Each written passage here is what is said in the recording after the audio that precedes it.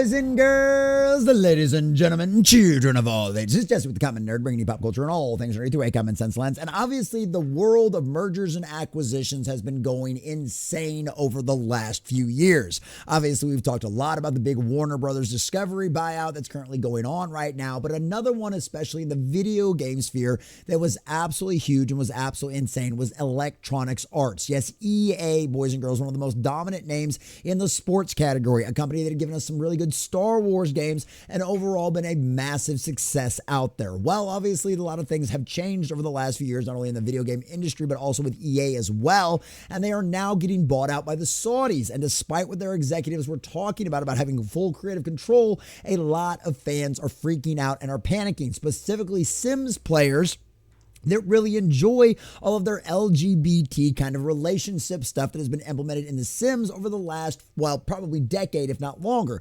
Essentially, the audience that EA has decided to court when it comes to their Sims games out there is now very upset and worried about what will happen when a country that specifically bans gay marriage will now take complete and total control over the company. Now, a lot of fans out there, considering the fact that they're not big fans of a lot of the diversity, inclusion, and equity nonsense that's been going on throughout the video game industry, probably will end up seeing this as a win, because they'd imagine there's not going to be a lot of that kind of race swapping, gender swapping of original characters that a lot of people know and love. And considering what we've seen from Star Wars over the last few years, it might actually be a great thing to see what happens. But at the end of the day, boys and girls, this is what's going on. And despite what the executives said, a lot of fans are worried that they will lose all creative control when it comes to this.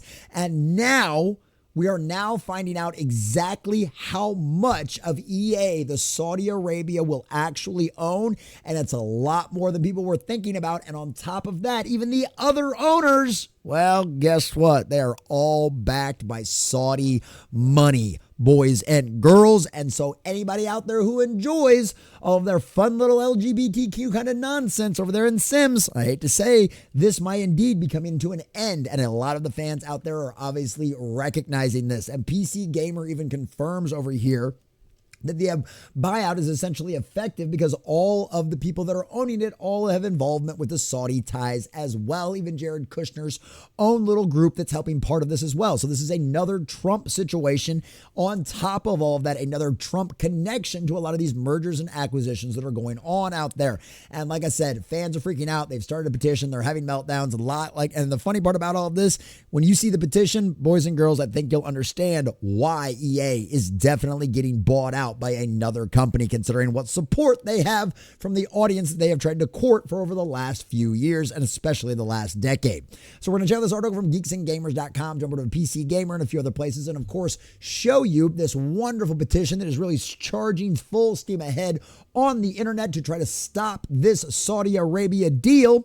But before we do, if you do enjoy our content, hit that like button, share with all your friends, or subscribe or follow if you have not already, boys and girls, because we are grinding, we are growing. We just crossed 2,400. We're inching our way closer and closer to 2,450. We're almost to 1,500 on Rumble, and I could not do that without every single one of you. Also, visit the comment in the section down below. Let me know what you think about all this. Does it surprise any of you out there that a lot of the activist fans out there, specifically the Sims people who love all their LGBT stuff, are worried? Do you think they should be worried about that stuff getting removed from future Sims installments, and maybe even some of the ones that they already have out there? Or do you think this will end up being a whole bunch of nothing nonsense and Saudi Arabians just want to make more money and they'll let EA keep doing things the way they should or the way they have been? Or do you think there needs to be major changes and you'll actually like to see what ends up coming out of this whole deal going forward? Let us know what you think about that in the comment section down below, because unlike in some places out there on the internet, all opinions are welcome as well. And of course, if you'd like to support the channel, if you'd like to see Common Nerd doing this stuff 7 days a week, please consider becoming a member, because boys and girls, ladies and gentlemen, we need to get that 100 member mark or subscriber, depending on what platform you're on out there, by the end of December. Because if we don't, Common Nerd's not going to be able to keep doing this 7 days a week and giving you all of the content and bringing all this kind of stuff out there for you guys all the time. The evening streams, all that stuff that we get up to won't be able to happen if we don't hit that 100 member mark. So it's December. Just one of them situations. I'm just going to be honest with you guys about that, how all that goes. So please consider becoming a member down below. It's like literally $5 or less, depending on what platform you're on. I would certainly appreciate it. So, boys and girls, ladies and gentlemen, from geeksandgamers.com and our dear sweet Alex Gurzo, Saudi Arabia to own 93.4% of EA after consortium buyout. The quote-unquote consortium that bought EA isn't an equal partnership as it seemed, as a new exclusive report from the Wall Street Journal reveals that the Saudi Arabia will own 93.4% of EA. And of course, this is via PC Gamer because the Wall Street Journal is behind a paywall, because of course they are. So this is absolutely fascinating. The consortium was composed of Saudi Arabia's Public Investment Fund, the state's Sovereign Wealth Fund, and two American investment firms, Silver Lake, which is the Jared Kushner affiliated one, and Affinity Partners, the later founded by President Trump's son-in-law, Jared Kushner. There you go. Though a filing with Brazil's antitrust regulator, the journal discovered that the Public Investment Fund was by far the largest stakeholder, owning 93.4% of EA in the deal. So yeah, that whole equal partnership BS nonsense that all of the executives of EA were trying to tout, right, to their employees, right? Because their employees were freaking out. They were having panics. Like, oh my God, this is going to happen. Da, da, da, da, da. No, everything's going to be fine. It's an equal partnership. We're going to have creative control. None of that stuff's going to change, right? Does anybody really believe that at this point, with them owning 93% of the company? And Silver Lake and Affinity Partners all have ties to the Saudis. So basically, it's owned 100% by those guys. It will be 100% influenced by them and primarily controlled by them. 93%? Come on, boys and girls. Yeah, them fursuits and all that other fun stuff over there in Sims might not be sticking around for very much longer, huh? Who knows? Maybe they're actually going to make the Sims great again. I know, weird concept, huh? While Silver Lake will own 5.9% and Affinity Partners just 1.1%. This includes the 9.9% stake in EA Saudi Arabia already owns. Saudi Arabia also has a stake in the two firms that helped buy EA. Exactly. The Saudis will effectively own and control EA going forward. So yeah, we might actually see activism die inside of EA. Can you imagine that? I mean, it's one of the situations, once this acquisition is done, which it's going to happen, right? Let's be honest. We'll get to the petition and stuff like that here in a little bit. But these guys have Saudi Arabia's buddy-buddy with Trump, right? Obviously, his son-in-law, Jared Kushner, is buddy-buddy with that guy. And whether you like him or not, the guy controls the FTC, right? The FCC and all those guys. So they're the ones that approve mergers and acquisitions on this scale, because we're talking about like billion-dollar things, right? You got all the approvals for all that kind of stuff to make sure it's not monopoly nonsense and all that kind of stuff, right? Why wouldn't this go through? It's going to happen. So yeah, Sims LGBTQ might be on the chopping block. This means that the Public Investment Fund of Saudi Arabia will effectively own EA once the deal is approved by regulators, with the two companies it also has a stake in helping along the way. Jared Kushner's comments at the time of the buyout, in which he talked about how he was someone who grew up playing EA games and enjoys them with his kids, I think a lot of us can relate to that, may have been true. But that also doesn't mean much if he and his company have little to do with EA post-sale, as they apparently do. And that's kind of the funny part. Was Jared Kushner just brought in as being part of a technically controlling share of the company just to sweeten the deal with the regulators to make it easier with the Trump administration? Probably. It wouldn't be the first time something like that had happened. How many deals did Hunter Biden broker when Joe was in office, whether as VP or as president? Like, this ain't nothing new, boys and girls. Hate to tell you, this is just the way it ends up working out sometimes. To be fair, he did utilize in hindsight vague terminology, saying that he couldn't be more excited about what's ahead, rather than claiming he had anything to do with it. The journal's look at EA also says the financial breakdown of the buyout. The $55 billion put up to buy EA is made up of $364 billion in equity, and the rest is debt. The meaning that Public Investment Fund of Saudi Arabia contributed $29 billion to the deal, subtracting the $5.2 billion it already has put into EA. Interesting. Another Wall Street Journal article reports that despite splashy deals like this and its commitment to investing in video games and other forms of entertainment, Saudi Arabia is more financially strained than many realize, with PC Gamer attributed to the construction of the science fiction megacity called Neom. I can understand why there might be, and don't get me wrong, the Wall Street Journal analysts are probably much smarter about numbers and probably are way more in tune as to the exactual what the balances are actually in Saudi Arabia. But boys and girls, this is Saudi Arabia, okay? the home of OPEC. Like, even if they might not have a lot in the bank right now, like, do you think there's at any point in the near future that the money is going to stop just getting dumped on Saudi Arabia over and over again? No, not any chance anytime soon, boys and girls. Until we crack fusion and can fix it and stick it inside of a car. Yeah, no, Saudi Arabia is going to be doing just fine with their money going forward, but I am just your humble common nerd after all. And PC Gamer and Wall Street Journal, they're legacy media. So they're the experts. Just remember that, boys and girls. Don't ever forget that. This revelation coincides with the news that Saudi Arabia and two other Middle Eastern countries, Qatar and Abu Dhabi, are contributing to this Paramount Skydance deal as well, which we've obviously talked about that quite a lot. The EA acquisition is much more significant, however, as the contributing countries would not own a majority of Warner Brothers. In EA's case, they basically own the whole shebang, with two firms in the vast minority. Unsurprisingly, people are concerned. Yeah, you think. This is from Plum Gaming. EA's potential deal with Saudi Arabia raises concerns about creative control and the impact on company culture and future play. A risky play? Well, yeah, you might think so. The Sims community seems particularly angry, with fans and designers of the game worried that the homosexual content in the game would be removed due to same-sex relationships being illegal in Saudi Arabia. This is Ryan T. Brown. A designer for The Sims says the series' diversity is critical, especially at times like now, in the face of ongoing reactionary cycles. EA has recently been acquired by Saudi Arabia, a country in which same-sex relationships are illegal.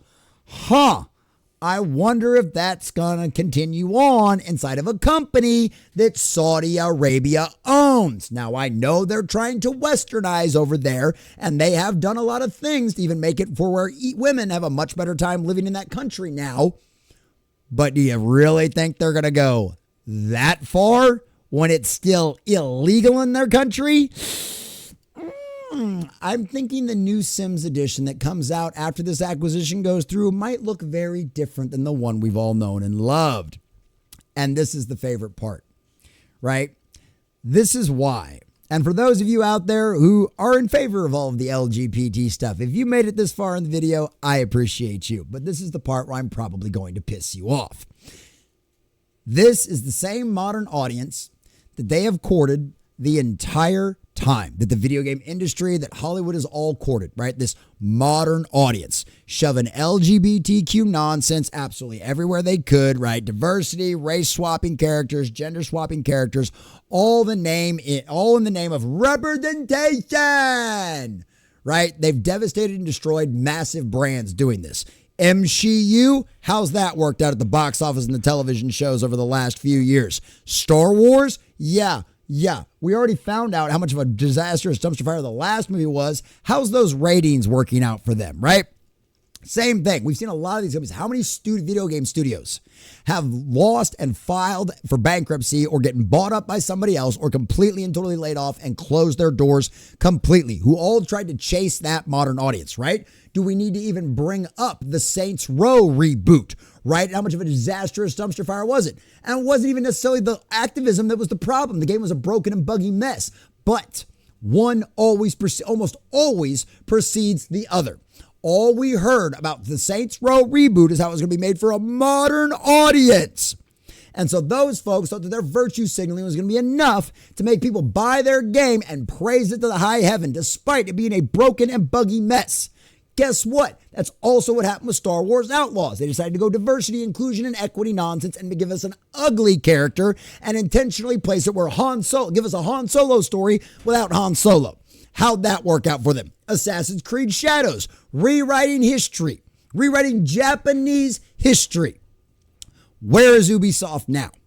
Now, to any of you out there that are still left this far into the video, tell me why they should listen to you when you and the rest of your ilk, the rest of your cult, cannot keep these companies afloat. And you want me to prove you right? Here's the signature. Here's the petition. Cancel the deal between EA and Saudi Arabia's PIF fund. 2,972 signatures. Well, maybe it's going up. Maybe it's just started. Maybe it's the first time, it's the first day of it. It's not going to change.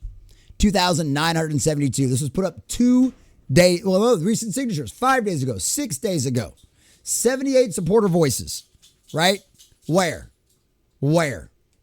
Nowhere. 2,972 signatures. That's it. That's why Saudi Arabia is buying EA. Because EA, just like so many of the rest of these companies in the entertainment industry, believed your lies. They believed your hype. They believed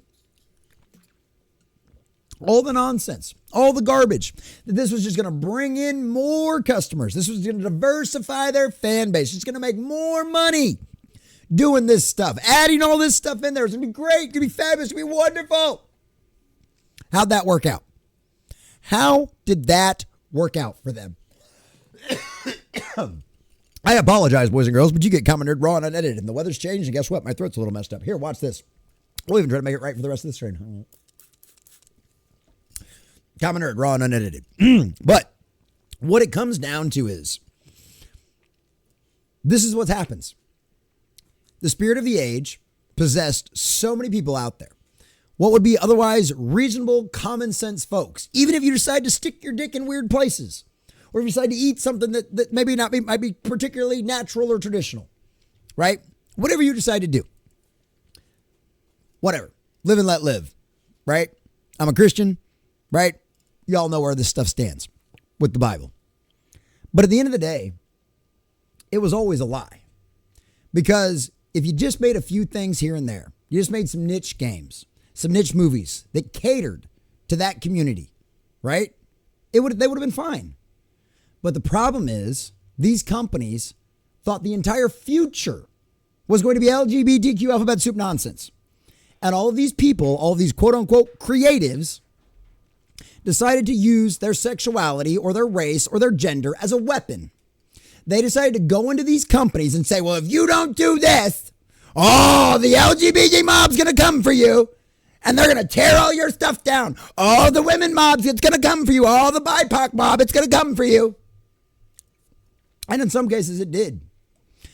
But at the end of the day, as we found out, as the numbers have piled up, that was nothing more than a bunch of screaming psychopaths on the internet that don't amount up to any sales whatsoever.